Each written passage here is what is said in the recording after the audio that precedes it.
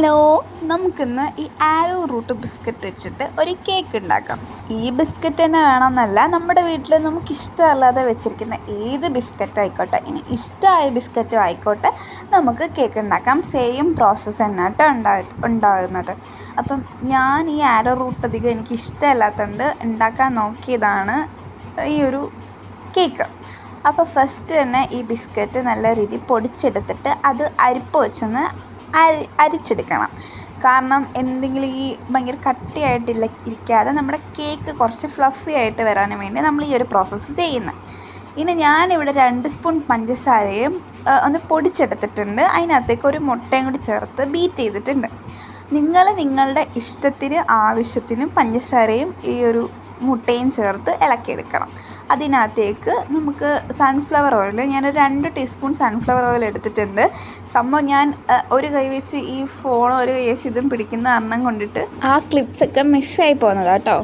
Cake ഉണ്ടാക്കി പാതി വഴിയായപ്പോഴാണ് vanilla essence ഇല്ല എന്നുള്ള കാര്യം ഞാൻ മറന്നുപോയത്. അപ്പം ഞാൻ ഇൻസ്റ്റൻറ്റ് കോഫി പൗഡർ വെച്ചിട്ട് വീട്ടിൽ തന്നെ ഒരു വാനില എസൻസ് സെറ്റ് ചെയ്തെടുത്തിട്ടുണ്ട്. അപ്പോൾ നല്ലതാണ് കേട്ടോ, നല്ല രീതിയിൽ കറക്റ്റായിട്ട് വന്നിട്ടുണ്ട്. അതിൻ്റെ വീഡിയോ ഞാൻ അടുത്ത വീഡിയോനകത്ത് അപ്ലോഡ് ചെയ്യാം. അപ്പോൾ അങ്ങനെ ഞാൻ വാനില എസൻസ് ഒഴിച്ച് എന്ത് ചെയ്യാം, നല്ല രീതിയിൽ മിക്സ് ചെയ്തെടുക്കാം. ഇനി അതിനകത്തേക്ക് നമ്മൾ മറ്റേ ബിസ്ക്കറ്റ് പൗഡർ ഉണ്ടല്ലോ, ആ ബിസ്ക്കറ്റ് പൗഡർ ആഡ് ചെയ്ത് ഇളക്കി കൊടുത്ത് നല്ല ലൂസ് കൺസിസ്റ്റൻസി, ഭയങ്കര ലൂസല്ല, ഒരു കേക്കിൻ്റെയൊക്കെ ബാറ്ററി അത്രയുണ്ടല്ലോ അതുപോലെ ആക്കിയെടുക്കുക. കുറച്ചിടുക, കുറച്ച് ഇളക്കുക, ഫുള്ളായിട്ട് ഇടരുത്, പകുതി ഇട്ടിട്ട് എടുക്കുക. ഒരു സ്റ്റേജൊക്കെ ആകുമ്പോഴത്തേക്കിനും നല്ല കട്ടിയായിട്ട് ഇരിക്കുക. അപ്പം നമ്മൾ ചൂടുവെള്ളം ഒന്നും ഒഴിക്കേണ്ട, പാല് മാത്രം, നമ്മൾ മിൽമ പാലില്ലേ, ആ പാലാണ് ഞാൻ എടുത്തിട്ടുള്ളത്. അതെടുത്ത് ഒഴിച്ച് ഇതേപോലെ ക്രീം കണക്കാക്കിയെടുക്കണം. അതിനകത്തേക്ക് ഞാൻ കുറച്ച് കൊക്കോ പൗഡർ ആഡ് ചെയ്തിട്ടുണ്ട്. നിങ്ങൾക്ക് വേണമെങ്കിൽ മാത്രം കൊക്കോ പൗഡർ ആഡ് ചെയ്താൽ മതി. ഇപ്പം ഞാൻ ജസ്റ്റ് കൊക്കോ പൗഡർ ആഡ് ചെയ്തതേ ഉള്ളൂ. ഇതിനകത്തേക്ക് ബേക്കിംഗ് സോഡ ഇടാൻ നിങ്ങൾ മറക്കരുത്. ഞാൻ മറന്നുപോയി. ഇപ്പോഴാണ് ഞാൻ ആ ബേക്കിംഗ് സോഡ ഇട്ടത്.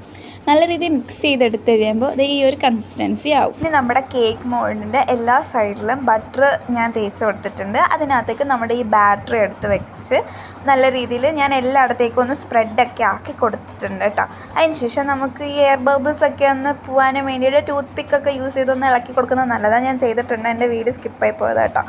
അപ്പോൾ തട്ടിക്കൊടുത്തു കഴിഞ്ഞാൽ എയർ ബബിൾസ് ഒക്കെ അങ്ങ് പോകും. എന്നിട്ട് ഒരു 5 മിനിറ്റ് നമ്മൾ ഇഡ്ഡലിക്കുട്ട് വേണമല്ലോ, അതിനകത്ത് ഞാൻ പ്രീഹീറ്റ് ചെയ്തിട്ടുണ്ട്. ഓവൻ്റെ ആവശ്യമില്ല, പ്രീഹീറ്റ് ചെയ്തിട്ടുണ്ട്. അതിനുശേഷം ലോ ഫ്ലെയിമിൽ നമ്മുടെ കേക്ക് എന്ത് ചെയ്യുക, ബേക്ക് ചെയ്തെടുക്കുക. വേവുന്ന ടൈമൊന്നും എനിക്ക് അറിയത്തില്ല. നിങ്ങൾ ടൂത്ത് പിക്ക് വെച്ച് കുത്തി നോക്കിക്കഴിഞ്ഞാൽ അറിയാൻ പറ്റും. കേക്കിൻ്റെ ഫൈനൽ ലുക്ക് ഇതാണ്. ഞാൻ എടുത്ത ക്ലിപ്പൊക്കെ പോയി, ഞാൻ വീഡിയോ ഓണാക്കി വെക്കാതാന്ന് തോന്നുന്നു വീഡിയോ എടുത്തത്.